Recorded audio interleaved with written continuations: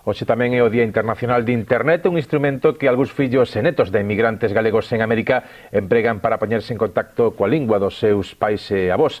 É prácticamente a única ferramenta útil para manter vínculos con Galicia, xa que as segundas e terceiras xeracións non adoitan frecuentar os centros galegos que les perciben como centros para anciáns nostálxicos.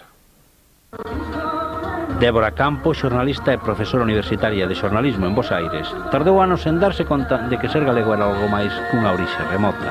Eu tiña 10 anos cando souben que a miña familia non era argentina, o sea, sabía que non era da Argentina, pero atopei a idea de que eles eran diferentes, non?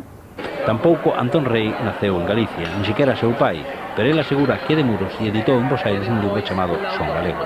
Eu son galego.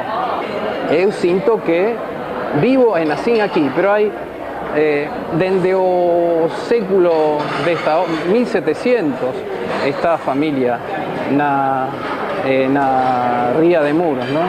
Entón non é tan raro que eu me sinta galego.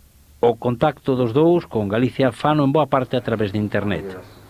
De portais como fillosdegalicia.org, un auténtico centro galego virtual creado pola iniciativa dun informático nacido en Baracaldo. A parte, por exemplo, dos milleiros de internautas que nos visitan na procura de información acerca da cultura galega ou da terra de orixe da súa familia, unha das cousas que máis satisfaccións nos ten dado ata agora é o atopadoiro.